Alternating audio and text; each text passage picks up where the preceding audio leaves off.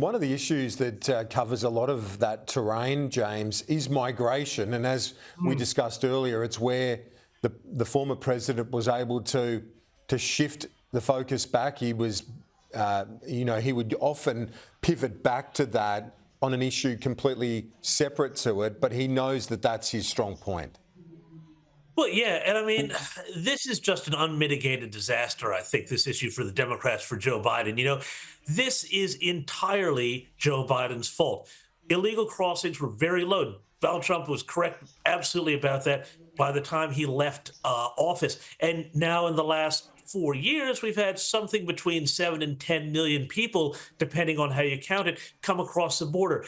So much of that is an absolute direct result of Joe Biden taking executive action in his first 100 days to undo Donald Trump's border policy. So it's a real cause and effect, direct link here you can make. And there's real chaos as a result. I mean, you see it in the streets of New York and all these cities. You see neighborhoods that are being overburdened, schools being turned into shelters, airports being turned into shelters, migrants getting free flights around the country. Really, some very horrible crimes have been committed, very publicly, crimes that have been really just, I don't even talk about how bad some of these things were. And people are saying these crimes, these murders and other crimes would not have happened had these people not been allowed in the country. And there's also people who've been on TSA watch lists and all sorts of other things. The border has been effectively opened at the South. And this is a huge talking point for the Republicans, but it's not just a talking point. I mean, it's a real problem, and it's affecting communities and Democrat communities, these Democrat cities where the mayors said, oh, we're going to be a sanctuary city. We're going to, hashtag welcome and all of that. Well, it's blown up in their faces tremendously.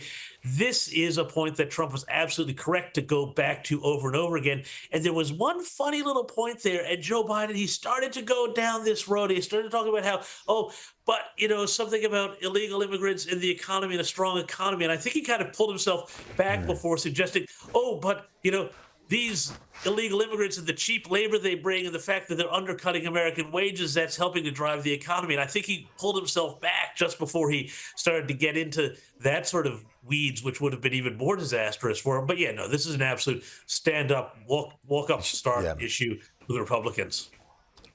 And before we recap the debate again, we're going to continue with our rolling coverage of this first debate. Annalise, you and I covered, we discussed at length the State of the Union. One of the things you'd have to be thinking if you're one of the Democratic supporters or those in the machine, it basically fell off a cliff, Joe Biden's performance from State of the Union to tonight. They would have seen it. They're not dumb. They would be talking internally about where to from here and just what they can do. I mean, what they can do is the question. This is kind of unprecedented territory we're going to have a candidate knocked out at this rate and an incumbent president nonetheless.